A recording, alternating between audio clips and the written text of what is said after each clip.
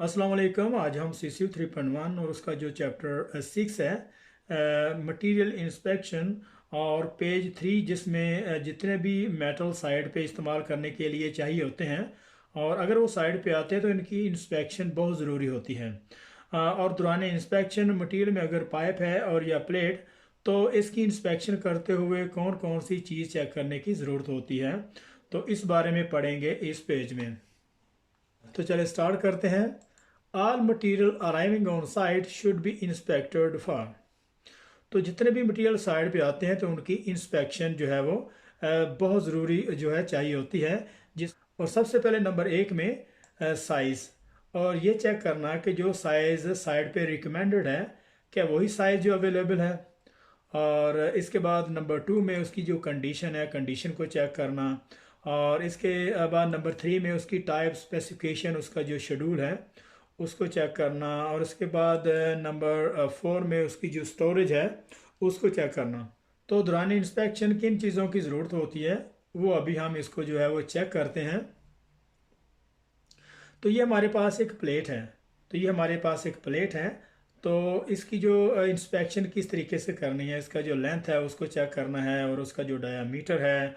और इसके बाद उसकी स्पेसिफिकेशन कौन सी है, इसकी थिकनेस कौन सी है, उसमें कौन कौन से जो है डिफेक्ट हैं और कौन से हो सकते हैं, ये सारी चीज़ें चेक करनी है। सबसे पहले हम जो है वो उसका जो क्रोजन, अगर मटेरियल अगर साइड पे आता है तो उसकी जो क्रोजन को चेक करेंगे कि उसमें क्रोजन तो नहीं लगी हुई। और जो क्रोजन है वो फिजिकल जो अपीयरेंस वो ऐसे नज़र आती है, उसको ऐसे ही चेक किया जा सकता है। उसकी क्रोजन को चेक करना, क्रोजन में ये चेक करना उसमें पिटिंग ना हो, और उसमें जो है और क्रोजन में उसकी जो पिटिंग वगैरह है और बाकी का उसका जो हार्ड जो क्रोजन होती है उसको चेक करना। और उसके बाद उसका मैकेनिकल डैमेज है, मैकेनिकल डैमेज को चेक करना।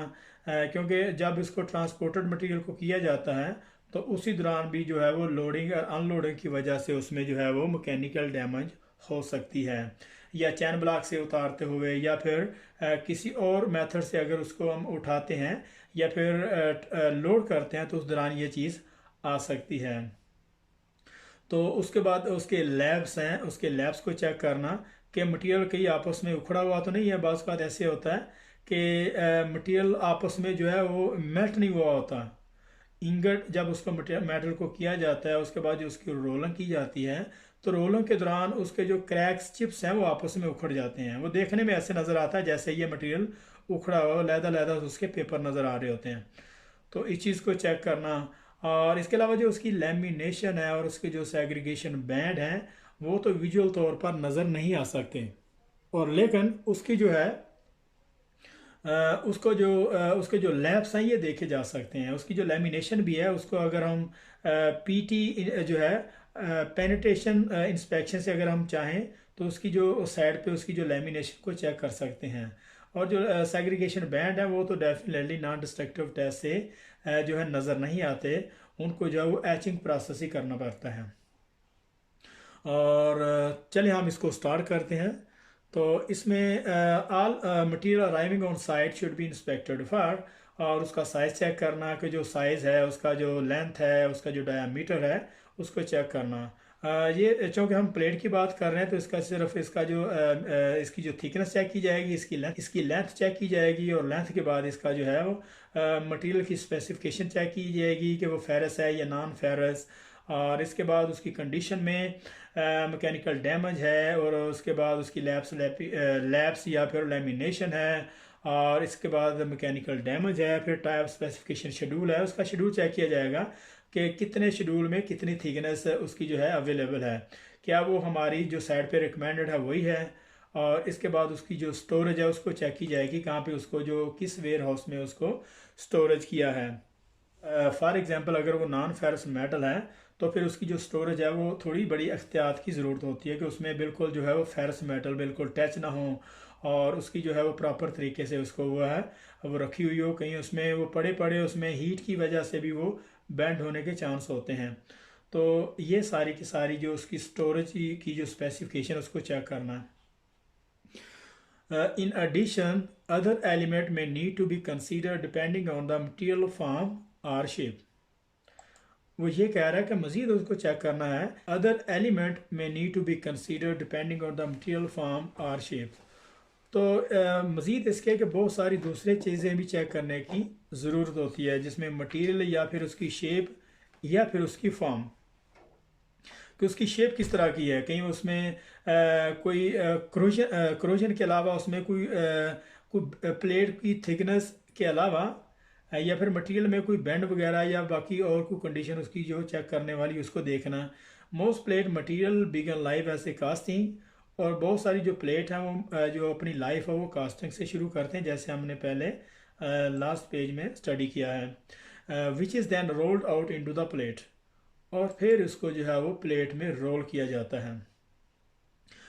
और स्लैब और बिलेट, उसको स्लैब या बिलेट में जो फिर इसको रोल किया जाता है। जब मटेरियल को कास्ट किया जाता है, कास्टिंग के बाद उसको जो है वो रोल करते हैं। रोल करने के बाद फिर मैनेजेबल साइज़ में उसको बिलेट की या स्लैब की फॉर्म में उसको जो है वो काट दिया जाता है, जिस साइज़ में हमें जो है वो रिक्वायर होगा, या फिर ट्रॉलर में जो है वो लोड करने के लिए आसानी हो सकती है।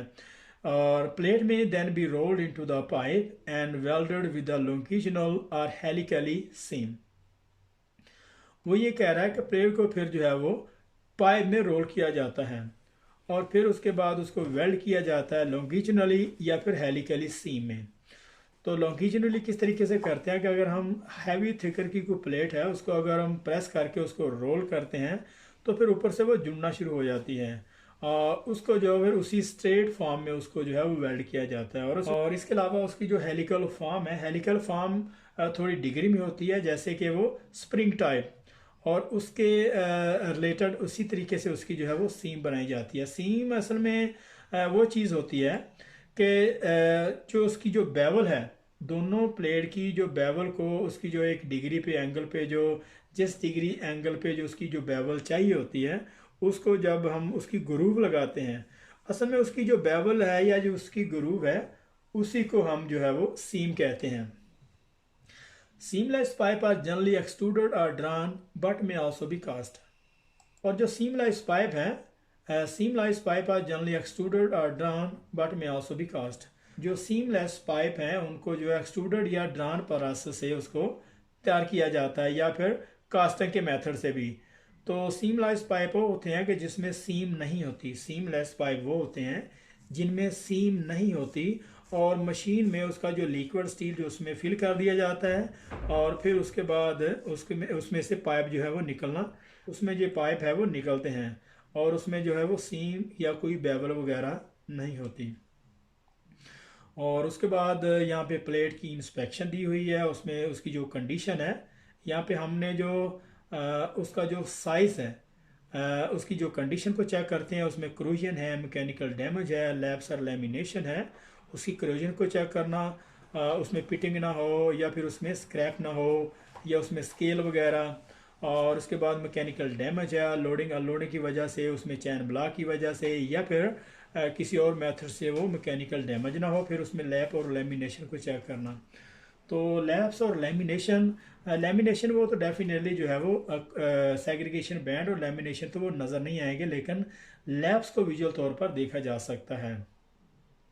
और इसके बाद स्पेसिफिकेशन है, जो मटेरियल को चेक किया जाएगा, इसकी स्पेसिफिकेशन कौन सी है, ये किस फॉर्म का मेटल है, स्टेनलेस स्टील है, कार्बन स्टील है, या फिर कोई और मेटल। तो उसी के हिसाब से जो स्टैंडर्ड ने उसको रिकमेंड किया है, उसी के कोड स्टैंडर्ड के मुताबिक उसकी जो स्पेसिफिकेशन उसको चेक किया जाएगा। तो उसके बाद उसकी विड्थ है, विड्थ को चेक करना, और उसके बाद उसकी थिकनेस है उसको देखना, और फिर उसकी जो लेंथ को चेक करना। और ये सारी की सारी इंस्पेक्शन जो है, हमें जो साइड पे मटेरियल जो रिक्वायर होगा उस हिसाब से उसकी जो इंस्पेक्शन की जाएगी। तो additional check may need to be carried out such as a heat treatment. और इसके अलावा भी बहुत सारे जो है वो एडिशनल जो है उसकी इंस्पेक्शन करने की ज़रूरत होती है, जिसमें उसकी हीट नंबर है, और इसके अलावा उसकी कंडीशन को चेक करना, जैसे अभी हमने उसको चेक किया है। और उसके बाद उसका डिस्टोर्शन टॉलरेंस है, उसके डिस्टोर्शन टॉलरेंस को चेक करना है। फॉर एग्जांपल अगर ड्यूरिंग वेल्डिंग के दौरान अगर उसमें डिस्टोर्शन 1.5 है, वो कहाँ तक वो मटेरियल बियर कर सकता है। और अगर 1 मिली है या 2 मिली है, तो क्या 1 या 2 मिली अगर उसमें डिस्टोर्शन आ जाती है तो क्या मटेरियल ये चीज़ बियर कर सकता है? क्या वो डैमेज तो नहीं हो सकता? तो ये उसकी जो डिस्टोर्शन टॉलरेंस, उसकी जो क्वालिटी है, इसको भी चेक करना। और इसके बाद उसकी क्वांटिटी है, ये चेक करना कि हमें कितनी प्लेट्स जो है वो कितने साइज़ में कितने लेंथ में चाहिए होती हैं, उसको चेक करना। और फिर उसकी जो स्टोरेज है, उसकी स्टोरेज को चेक करना कि प्रॉपर तरीके से उसको स्टोरेज किया हुआ है। जैसे हमने पहले बात किया कि अगर स्टेनलेस स्टील मेटल है तो उसको स्टोरेज करने के दौरान बहुत ज़्यादा केयर की ज़रूरत होती है। और फिर उसके बाद उसकी जो आइडेंटिफिकेशन है उसको चेक करना कि वो करेक्ट मेटल वही सेम है जो हमने जो है जिसके लिए हमें चाहिए, जिस एप्लीकेशन के लिए हमें रिक्वायर है। तो उसकी आइडेंटिफिकेशन, उसकी सही जो है उसकी शनाख्त को चेक करना, मटेरियल की स्पेसिफिकेशन को, जैसे फेरस है, नॉन फेरस है, कॉपर अलाई है, स्टेनलेस स्टील है, या फिर कोई भी अलाई मेटल, तो इस चीज़ को चेक करना। तो यहाँ पे हमारा जो CCV 3.1 उसका जो चैप्टर 6 मटेरियल इंस्पेक्शन का पेज 3 वो यहाँ पे ख़त्म हो रहा है। तो मिलते हैं नेक्स्ट पेज में, तब तक के लिए अल्लाह हाफिज़।